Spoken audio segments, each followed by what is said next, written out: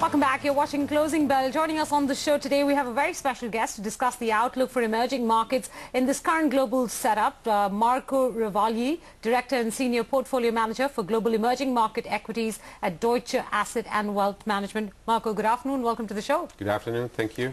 So how would you say India is placed in 2014, given the global setup, the taper, the emerging market nervousness we've seen in January, the finance minister's budget yesterday, the upcoming elections, and, you know, the continued nervousness regarding emerging market currencies? Okay, to put it in a very short, I think India is on its marks and is waiting for a start. So there are a lot of opportunities. Of course, we have to wait for the new government. We hope for a steady government. India's already got a very good RBI government. The regulator has done very good improvement in the past, trying to regulate the market. RBI government is very well recognized by the international investor right now. So the next step, which is the important, a strong government will be the next necessary thing to improve the outlook for India. But plenty of opportunities. So as far as we are concerned, I mean, it can be a very good year for a second half of the year for the Indian markets. Anuj? Marco, hi, good afternoon. Good afternoon. I believe you have a view that India can replace China in emerging market basket for global investors. That would be a big call. It's relatively speaking, that can be possible in the way that China has got a lot of headwinds going forward, for good reasons, I have to say, because basically the government is the Politburo, sorry, is making a lot of changes, is driving the whole Chinese economy towards a new direction, which is the right direction. Problem is that it will take some time, and in the short term, it gives headwind to the Chinese GDP growth. This means that lots of the feeling is that lots of global emerging market, but lots of global equity investors are seeking for other opportunities, and India can definitely be one of these opportunities. I'm looking at your India equity fund, and yes. Within that, IT dominates 24%. Information technology, of course, has done the best last year. This year also, we've seen, at least for starters, IT stocks do well. Is that going to be the big theme for the first half, at least until we have the election results? Absolutely. I mean, we stay defensively positioned to the stock which will benefit from developed countries' GDP growth and still a relatively weak currency in India. So this is the theme for the first half. Second half, maybe a totally different picture. Hopefully will be. No, adding to that IT question, so your top 10 holdings for your India fund, which is roughly, I think, 200 million Singapore dollars, and you've got one another... is 200 million, but I got two. Another and one you've got the Global Emerging Markets Equities Fund as well, which is about another 40 or 50 million dollars invested in India, or more than that? Yes. No, yes. So, and also there is another Indian fund. So you've got roughly between 250 to 300 million Singapore dollars invested in India? More than that. More than that? More than that. Okay. Adding on to that IT question, your top 10 holdings in India, at least in your India equity fund, are Infosys, TCS, and both of those I get. And then there's Tech Mahindra. There's not Wipro, there's not HCL Tech. I am not asking you a stock-specific question. I know you may not want to answer that. But given IT mid-cap size stocks, can you talk us through really what the growth potential will be there and why Tech Mahindra? No, why Tech Mahindra? Okay. All right, IT mid-cap. No. IT mid-cap. No, the first point I would like to raise, I mean, the top 10 holding per se, I think are a bit misleading. Okay. I mean, the right way of looking at the picture would be the top 10 overweight, underweight relative to the benchmark. Ah, all right, okay. Because so I didn't have that I mean, it's a big stock in the benchmark, so that doesn't necessarily mean, I mean, you cannot totally avoid it. Oh. Okay. Okay. But that said, I mean, so is Tech Mahindra on your overweight list, or is that information you don't share? We don't. I mean, I cannot share this information. Okay. Overall, the sector, we still like it. Of course, there are companies which we like more than others for a specific reason, because we tend to produce alpha for our investors.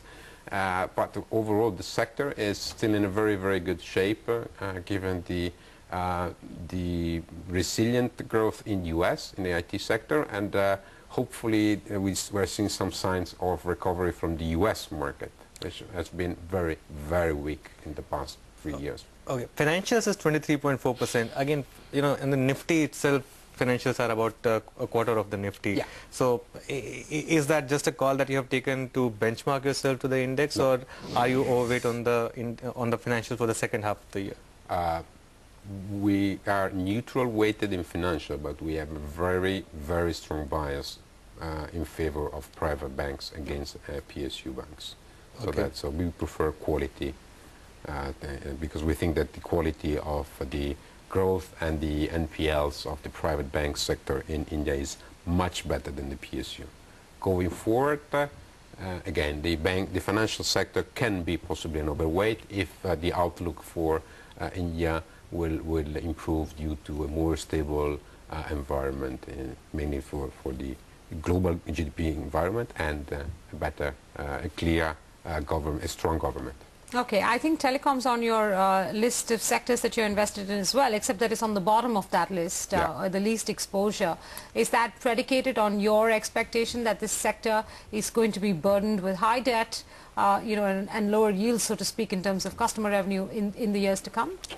The telecom sector was one of our, from an investor point of view, was a big disappointment. We used to be very much overweight the sector because we had big hopes that after 10 years of battle and cost cutting, and very low revenue, earnings, this will come to an end. There were three disciplined player into the markets which will go for not for market share but for earnings, and in fact this is not happening given the last run of auctions. There a fourth player came into the picture, and again its competition is increasing, so this is good news for the consumer because prices will stay low. This company will keep investing heavily in the infrastructure, in data networking, but at the end of the day we don't see in which way we as investors can benefit in the next 2-3 years from such an environment. All right, Marco, stay with us. We need to take a quick commercial break, but when we come back, we'll talk a little bit about what you expect from the U.S. taper through the course of the year and what that means for fund flows to emerging markets. That's on the other side. Come right back on Closing Bell.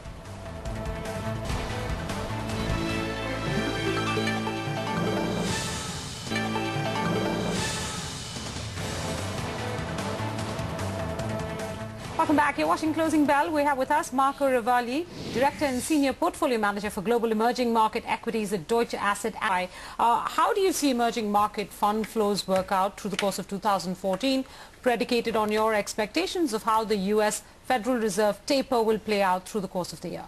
Yeah, sure.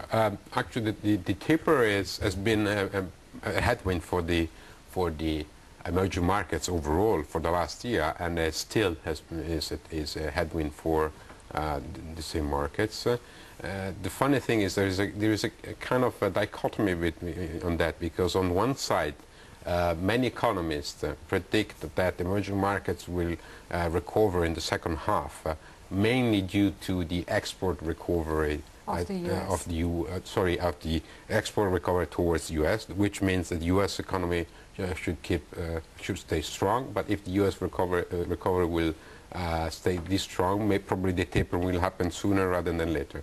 So it's tricky. But that said, I mean, taper is still a headwind for the emerging markets, and we think that and the emerging markets are still trying to digest the impact of this higher cost of capital, basically.